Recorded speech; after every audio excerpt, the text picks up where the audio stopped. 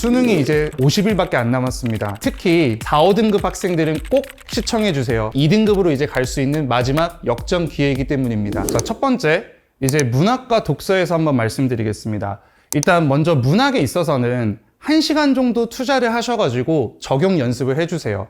우리 이번 9월 평가원에 나왔던 현대소설, 그거 EBS 연계 아니죠. 새로운 작품인데 아마 제일 어려우셨을 거예요. 왜냐면 처음 보는 낯선 작품이기 때문이에요. 그러니까 우리 1시간 정도 EBS도 공부하지만 따로 낯선 작품들, 낯선 지문들을 이제 공부하는 시간을 가지셨으면 합니다.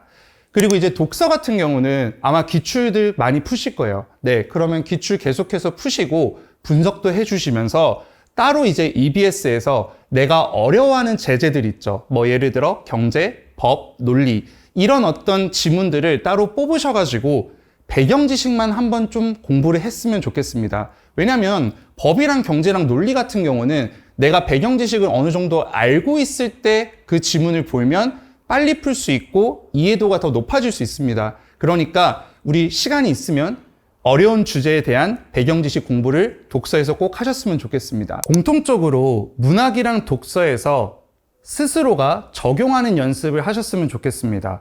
이게 무슨 말이냐면 내가 연습 때는 일일이 다 읽고 근거를 다 찾아가지고 이제 문제를 푸는데 막상 시험장에 가서는 내가 발췌독하거나 아니면 그냥 눈동자 굴려가지고 이제 답을 찾을 수 있죠. 근데 그러면 내가 연습했던 것들이 모두 다 쓸모 없게 됩니다. 그러니까 시간을 조금 투자하셔가지고 적용하는 연습, 접근 방법 적용 이런 것들을 좀 해보셨으면 합니다. 마지막으로 독서랑 문학에서 고민하는 시간을 가지셨으면 합니다.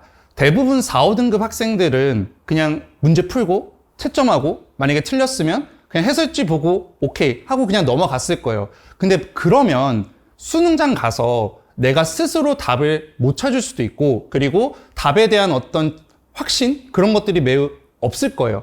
그러니까 연습 때 답을 이제 찾는 거에만 집중하지 마시고 왜 답이 몇 번이 나왔는지랑 그 다음에 그 답이 어떻게 도출되는지를 스스로 한번 생각하는 시간을 가지셨으면 합니다.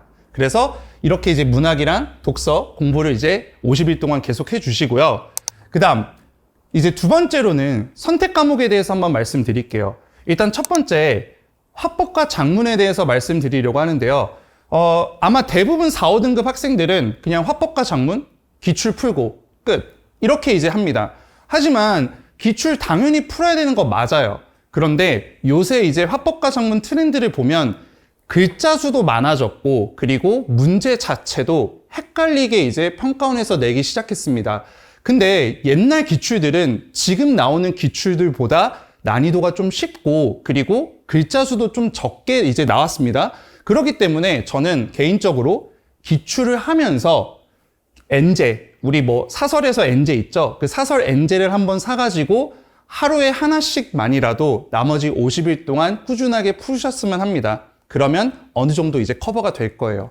그리고 이제 두 번째, 엄매 하시는 분들을 위해서 좀 설명을 드리고 싶은데 일단 우리 엄매하는 학생들 개념 쓰기를 한번 해보세요. 자, 이 개념 쓰기가 뭐냐면 아마 대부분 학생들은 그냥 개념서 보고 그렇구나, 아 그렇네 라고 하면서 그냥 넘어갈 텐데 빈 흰 종이에다가 예를 들어서 의문을 내가 한번 이제 적어보자 라고 했을 때 내가 아는 내용을 한번 쫙 정리 한번 해보세요. 그렇게 계속해서 정리를 하다 보면 그러면 내가 몰랐던 거, 내가 헷갈렸던 그 개념들이 한번 확실하게 정립이 되고 그러면 그 정립한 개념을 바탕으로 우리 문제풀이를 하게 되면 완벽하게 대비할 수 있습니다. 그러니까 50일 동안에 힘들더라도 개념 쓰기 한번 꼭 부탁드릴게요. 자, 마지막으로 이제 세 번째, 이거는 이제 공부와는 좀 멀지만 그래도 정말 중요한 건데요. 일단 첫 번째로 루틴이랑 컨디션을 좀 조절하셨으면 합니다.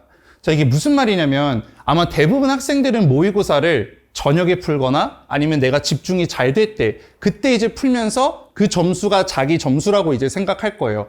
하지만 우리 수능 국어는 아침 8시 40분부터 10시까지 풀게 되죠. 그러니 앞으로 일주일에 최소 2번 정도는 모의고사를 아침에 푸는 연습을 하셨으면 좋겠습니다. 뭐 사설이든 기출이든 상관없어요. 꼭 아침에만 푸세요. 왜?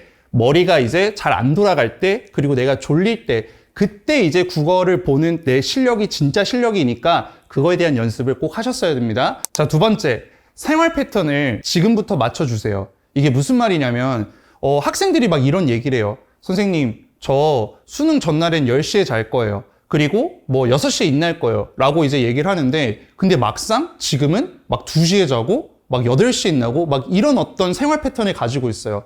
근데 그러면 하루 전날에 내가 과연 잠이 잘 올까요? 그리고 또 6시에 일어났다고 해서 과연 안 졸릴까요? 그러니까 지금부터라도 자기만의 어떤 루틴을 딱 정해가지고 나는 12시부터 12시 반 사이에 자고 6시부터 6시 반 사이에 자는 거를 한번 연습해야겠다라고 하면서 쭉 수능 전날까지 남은 50일 동안 연습하셨으면 좋겠습니다. 이게 정말 중요한 게 이것만으로도 점수가 한 5점에서 마이너스 5점 정도가 이제 차이 날 수 있어요. 자, 마지막으로 우리 학생들한테 이제 말씀드리고 싶은 건 포기할 건 포기하셨으면 좋겠습니다. 이게 무슨 말이냐면 우리 4, 5등급 학생들은 일반적으로 80분 동안 지문 하나는 거의 못 풀죠.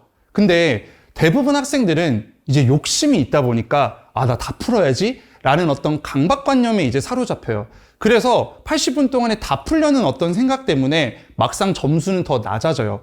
그래서 자기 객관어를 한번 해주세요. 자기가 만약에 한 지문 아니면 한 지문 이상을 만약 못 푼다 그러면 애초에 처음부터 나는 한 지문 어차피 못 푸니까 이거 버려야지 라고 생각하고 나머지에 대해서 시간을 좀 더 투자하고 그런 다음에 정답률을 한번 높여보세요. 그랬을 때 점수가 더 높으면 저는 차라리 그 전략을 추천드립니다. 근데 그걸 하기 위해서는 자기 스스로의 객관화가 필요하고 그리고 욕심을 조금 내려놓으셔야 돼요. 그래서 꼭 한번 자기 스스로 객관화 하셔가지고 포기할 거는 포기하셨으면 좋겠습니다. 자, 수능 50일 남았죠. 아마 지금 시기가 제일 힘드실 거예요. 그래도 조금만 참으시고 계속 노력해 주세요. 그러면 원하는 점수 수능에서 꼭 얻으실 겁니다.